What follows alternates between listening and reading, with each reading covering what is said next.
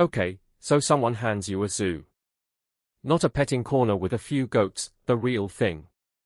Acres of habitats, elephants swaying under open sky, big cats pacing behind glass, families walking through the gates every single morning with wide-eyed kids pointing at giraffes. It feels like the most wholesome business imaginable. Wonder, conservation, and ticket revenue all rolled into one, forever. It is not that simple. Owning a zoo is one of the strangest businesses that exists, because you are simultaneously running a tourist attraction, an animal hospital, a maximum security containment facility, and in many cases a scientific research institution, all inside the same fence line. There are zoos that have operated for over a century, funded by millions of visitors and generous donors, expanding their campuses generation after generation. And there are small zoos that opened with good intentions and ended up seized by federal regulators after years of financial strain made basic animal care impossible to sustain. Here's the thing about this business. The animals are almost never the biggest surprise in the budget. The regulations are. Let's be clear about what you're actually buying, because zoo covers several very different operations. An accredited zoo, meaning one certified by the Association of Zoos and Aquariums, has to meet an extremely detailed set of standards covering animal welfare, veterinary care, staff training, and enclosure design, and only around 1 in 10 licensed animal exhibitors in the country actually holds that accreditation. A roadside zoo or private menagerie operates under a much lower regulatory bar, typically just a basic exhibitor's license from the United States Department of Agriculture, which sets minimum standards that animal welfare groups have long argued are far too permissive. A safari park is a different model entirely, letting visitors drive through open habitats rather than walking past enclosures, dramatically changing the infrastructure and staffing needs. And a sanctuary is not technically a zoo at all, since sanctuaries generally don't breed animals or open for general public display in the same way, existing instead to house animals that can't be released into the wild. This script focuses mainly on the accredited and mid-tier licensed zoo model, the version most people picture when they imagine actually owning one. Let's talk about what it actually costs to build one. A mid-sized zoo, the kind with 50 to 100 species across a reasonable footprint, can run anywhere from $20 to over $100 million depending on how elaborate the habitats are, with major exhibit renovations at large urban zoos routinely running into the tens of millions of dollars for a single habitat alone. Land acquisition is significant, but here's the detail that surprises people. The animals themselves are often not the largest line item. Reputable zoos rarely simply buy exotic animals on an open market.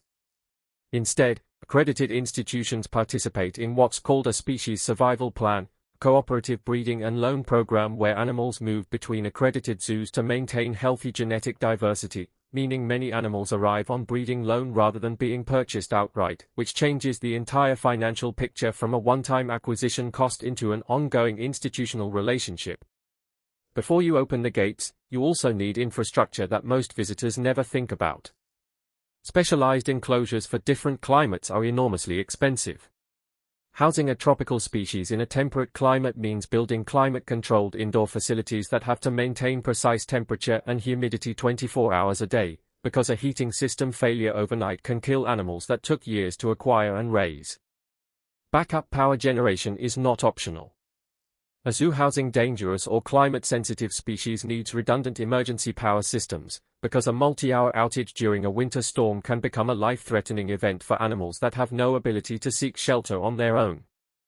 Quarantine facilities are mandatory for any new arrival, isolated spaces where incoming animals are monitored for weeks before being introduced to the general collection, adding an entire secondary facility that generates zero public revenue. And containment and safety infrastructure for dangerous species, the moats, the reinforced fencing, the double-door airlock systems for big cat enclosures, has to meet standards specifically designed to prevent a catastrophic escape, because the cost of getting that wrong isn't just financial. Now let's talk about what it costs to keep the gates open every single day, because a zoo's operating costs break down into categories most businesses never have to think about at all. Animal food and nutrition is a massive, constant expense. An adult elephant can eat well over 100 pounds of food a day, and specialized diets for different species, some requiring live insects, specific fish, or nutritionally balanced prepared diets formulated by an on-staff nutritionist, add up across a diverse collection into a genuinely enormous annual line item. Veterinary care is its own category entirely, because exotic animal medicine is a specialized field with far fewer practitioners than domestic veterinary care, commanding premium rates, and a zoo of any real size needs either an on-staff veterinary team or a standing contract with a specialized exotic animal veterinary practice, plus the equipment for procedures that can range from routine dental care on a rhinoceros to complex surgery on a bird small enough to fit in your hand. Staffing runs deeper than most people expect too. You need trained animal keepers for every major species group, each requiring specific expertise, alongside horticulture staff maintaining habitat landscaping, security, guest services, and administrative staff, and unlike many tourism businesses, a meaningful share of that staff has to be present literally every single day of the year, because animals need feeding, medical monitoring, and enclosure maintenance on Christmas morning exactly the same as any other day. Insurance is the final major category, and it's a genuinely difficult one to price, because liability coverage for a facility housing animals capable of causing serious injury or death is a specialized underwriting problem, and a single serious incident can affect not just the immediate costs but the facility's ability to get affordably insured going forward. Here's where the revenue model gets interesting, because it depends heavily on whether the zoo operates as a non-profit or a for-profit business, and the accredited zoo world skews heavily toward the non-profit structure. Admission tickets are the most visible revenue source, but at most well-run zoos, they typically cover only a portion of total operating costs, sometimes as little as a third to half, depending on the institution. Memberships function as a recurring revenue base, converting occasional visitors into repeat guests who pay annually for unlimited admission, which also smooths out the seasonal swings that pure ticket sales create. Concessions, gift shops, and premium experiences, behind-the-scenes tours, animal encounters, private feeding sessions for an additional fee, generate meaningful supplementary income and often carry much higher margins than the core admission business. But for accredited non-profit zoos specifically, philanthropic donations, government operating subsidies in cities that fund their zoo as public infrastructure, and corporate sponsorships of specific exhibits often make up the difference between what ticket and retail revenue brings in and what it actually costs to run the place responsibly. Let's build the two honest scenarios. In a good year, attendance is strong, membership renewal rates hold up, a new signature exhibit, a well-marketed panda or elephant habitat, drives a genuine visitation surge, and donor fundraising campaigns land close to target. A well-run mid-sized zoo might generate $15 to $30 million in total annual revenue across admissions, memberships, retail, and philanthropy, with costs managed tightly enough to reinvest in habitat improvements and maintain healthy operating reserves.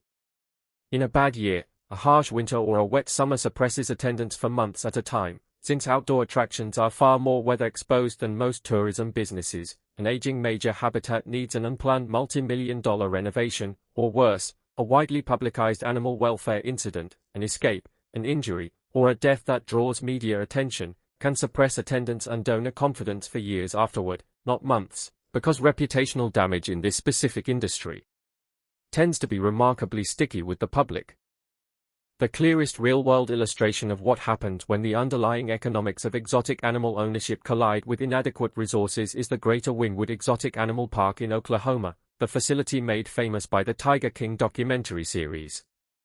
The park operated for years housing a large collection of tigers, lions, and other big cats, and became a widely documented case study in exactly the cost structure this video has walked through: specialized veterinary care, enormous food costs for large carnivores, and containment infrastructure, being chronically under-resourced relative to the scale of the animal collection being housed. The facility became the subject of extensive federal litigation over animal welfare and safety violations, ultimately losing its exhibitor's license and facing court orders related to the treatment and care of its animals, with its founder separately convicted on unrelated criminal charges.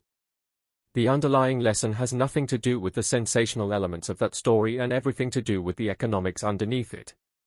Acquiring exotic animals, even dangerous ones, has historically been far easier and cheaper in the United States than most people assume.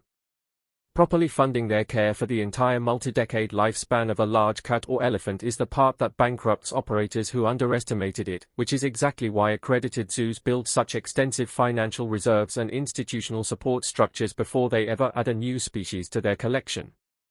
Now here's the twist that explains why this industry keeps attracting serious long-term investment despite operating costs that would terrify most business owners. Major accredited zoos are overwhelmingly structured as non-profit organizations, which fundamentally changes what success means financially. A non-profit zoo isn't optimizing for shareholder profit at all. It's optimizing for mission sustainability, conservation impact, and community value, funded through a blend of earned revenue, philanthropic giving, and in many cases direct municipal government support, because city governments have historically viewed a major zoo the same way they view a public park or library, a civic infrastructure worth subsidizing even though it will never turn a traditional profit. For wealthy private donors, funding a signature exhibit or an entire new wing of a non-profit zoo carries the same tax-advantaged philanthropic structure as any other major charitable gift, while also attaching their name permanently to something the whole community will see for generations. And for the rare private individual who does own animals outside the non-profit accredited system, the actual economics increasingly push toward conservation-focused breeding programs and research partnerships rather than pure roadside exhibition, both because it's more sustainable financially and because it's the direction the entire industry's regulatory and reputational pressure has been pushing for decades. What separates the zoos that thrive for a century from the ones that end up in federal court is almost never the animals themselves, since any zoo, accredited or not, can acquire a tiger. What actually determines the outcome is whether the institution built a funding model, donor base, and staffing structure capable of sustaining decades of veterinary care, habitat maintenance, and regulatory compliance before it ever opened the gates, rather than betting that ticket sales alone would somehow cover the true cost of keeping a wild animal alive and healthy for its entire natural lifespan. The wonder in a child's face looking at an elephant is real. Whether the institution behind that elephant survives long enough to keep giving children that moment for the next 50 years is an entirely different question.